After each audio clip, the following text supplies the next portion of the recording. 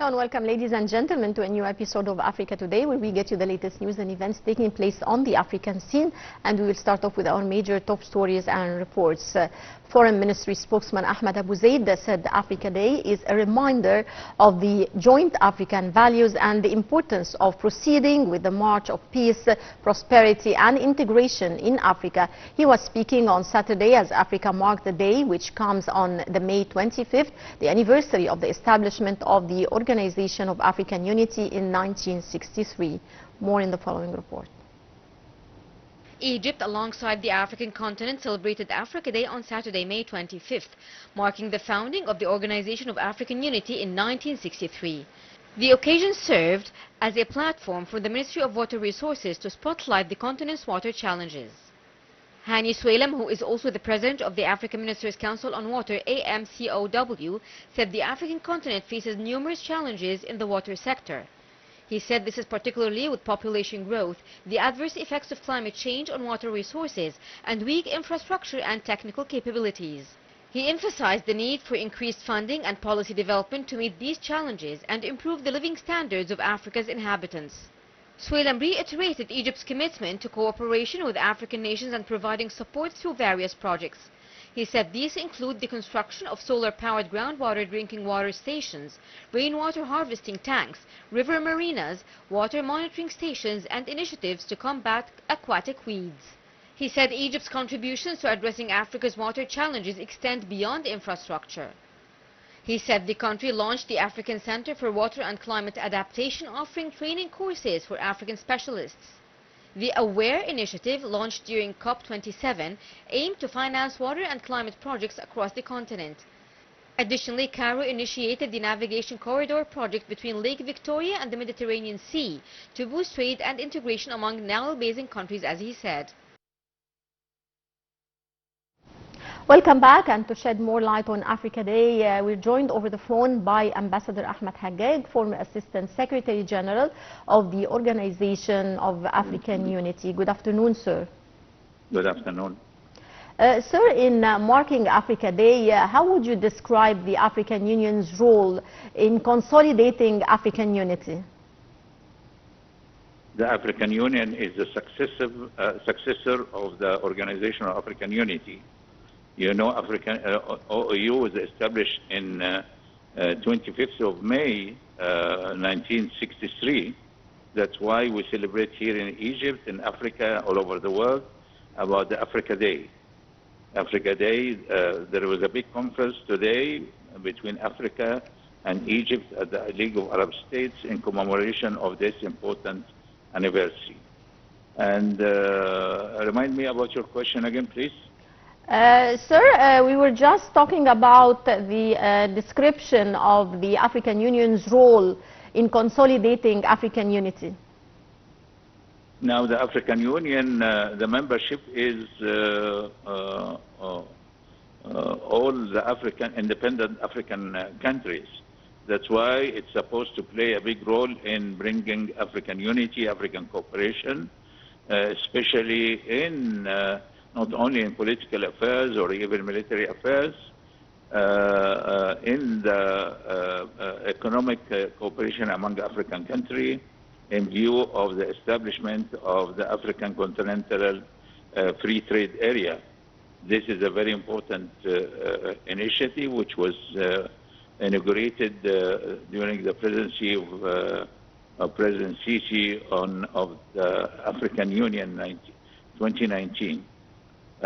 This will allow African countries to send their products free of charge of custom duties or administrative obstacles. It will increase inter-African trade. Unfortunately, inter-African trade is no more than 15%, and the rest of the external African trade is either with former colonial powers or with the new powers like the United States, Japan, and China, and so on. So if African Union would like to stress the importance of the economic cooperation, it is very important indeed. Great. Ambassador Haggag, among pressing issues in Africa is climate change, with the continent the most suffering from the phenomena. How can the African Union successfully address this issue? I think Africa is the least responsible of polluting the atmosphere of the world. Although it is, its share is less than 3%. And as you remember, Egypt hosted an international climate change conference in Sharm el-Sheikh, and it was preceded by an African meeting on climate change. Africa, unfortunately, is suffering from a lot of the convulsions of the climate change in view of a lot of floods, unseasonable rains, or many areas are becoming suffering from drought. So Africa should demand its position in the world from the industrialized countries who are they're responsible for the most polluting of the atmosphere, and to assist Africa in this regard. Great. Sir, marking Africa Day, Cairo reaffirmed commitment to water security in Africa. How do you read this statement? Yeah, sorry, again, can you repeat it again, please? Great. Well, marking Africa Day, Cairo reaffirmed commitment to water security in Africa. How do you comment, sir? I think Egypt has a long history in cooperating with almost all the African countries, with the African Union, with the OOU, which was a founding member of the OOU and the African Union. And Egypt now is host to more than 10,000 African students who are studying in Egyptian educational institutions, scholarships. And also it's going to assisting a lot of African countries suffering from floods and drought.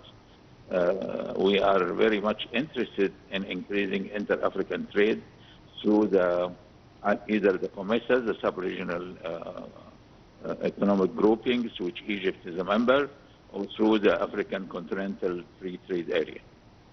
Great. Sir, how different has the AU been from the original bloc, the Organization of African Unity?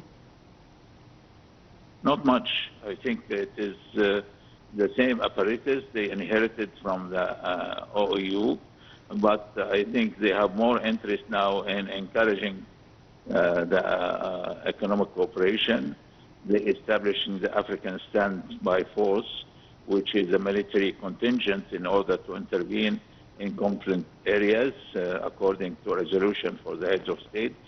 And this force is composed of a battalion of each sub-regional grouping in Africa.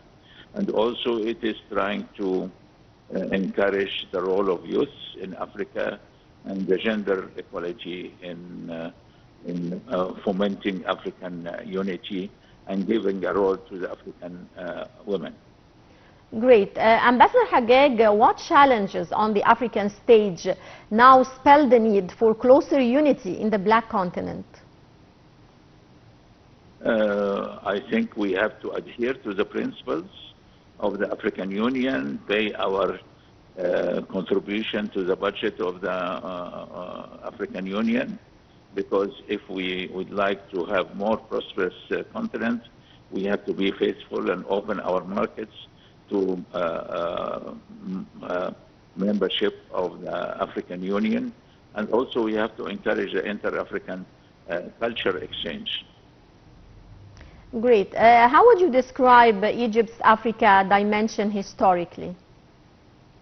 I think I mentioned that Egypt is a prominent figure in Africa, and we are doing our best to cooperate with African country. And what we are giving is not something we cherish. Of course, we cherish, but inter-African cooperation is the most biggest motto of Egypt's relationship with African countries.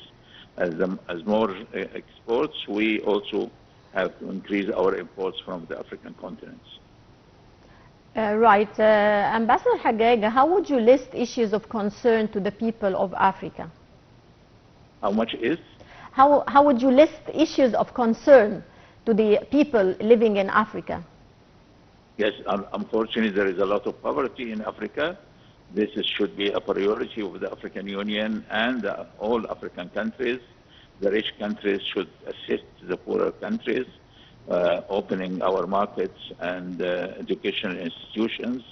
And also we have to cooperate in anti-terrorist because anti-terrorist measures, because unfortunately Africa is host of some violent movements who are trying to bring instability to many African communities and countries.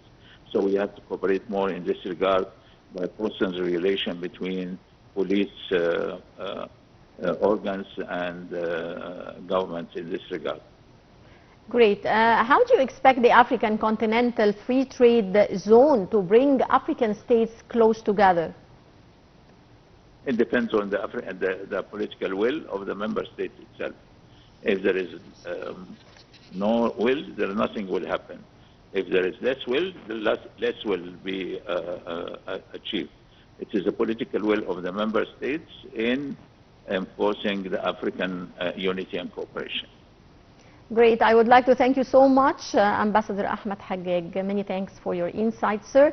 And dear viewers, now we move back to our special reports. Nearly 140 migrants have reached Greek shores over the past 24 hours, making the dangerous sea voyage across the Mediterranean Sea, authorities said Friday. One man who had set off from North Africa drowned off the southern island of Crete. More details. Greece, along with Spain and Italy, is a key entry point for people from the Middle East or Africa who are seeking a better life in the European Union. To get to Greek shores, most make the risky crossing in flimsy boats from neighboring Turkey or Libya. Greece's Coast Guard said 34 men and 3 boys were rescued on Thursday by a passing merchant vessel some 83 nautical miles south of Crete after issuing a distress signal. A Coast Guard statement Friday said one more man who had been on the boat fell into the sea and drowned. All survivors were taken to Crete. They told authorities they had set off from eastern Libya on Tuesday. Also Thursday, authorities found 51 men, 8 women and 19 children on a beach near Monimvasia in southeastern mainland Greece. It was unclear where they had departed from, but the area is on a smuggling route from Turkey to Greece or Italy. In separate incidents on Thursday and Friday, authorities picked up 22 people from an islet off the southeastern island of Simi. The Coast Guard said they had paid smugglers to ferry them over from nearby Turkey. Nearly 16,000 people have reached Greece so far this year, mostly by sea. In 2023, arrivals exceeded 48,000.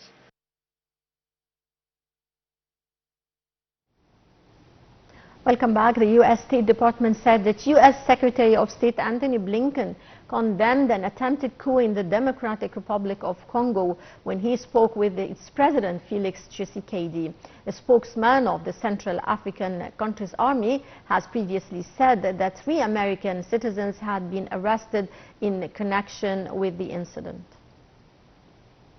Doctors Without Borders (MSF) has called for the protection of hundreds of thousands of civilians caught in the crossfire between the M23 rebel group and government forces in East DR Congo. The mainly Tutsi-led M23, meaning March 23 movement, resumed its armed campaign at the end of 2021 and has seized swathes of territory in the North Kivu province, displacing large numbers of people. An emergency coordinator for the international medical charity said in the provincial capital Goma that the camps for displaced persons must be respected by all parties to the conflict and fighting in the vicinity must stop. Violence in the area has raged as the Congolese army, backed by a handful of armed militias known as the Wazalendo or Patriots in Swahili, tries to push back the Rwanda-backed rebels. Heavy artillery fire on camps around Goma has killed 23 people and injured 52 others since February. According to the UN, on the morning of May 3 alone, at least 18 people, most of whom were women and children, were killed and 32 more wounded by shelling across several sites for internally displaced persons. Workers with Doctors Without Borders said that over recent weeks, Goma has been virtually surrounded by several front lines, with up to 1 million displaced people crammed alongside the city's 2 million residents.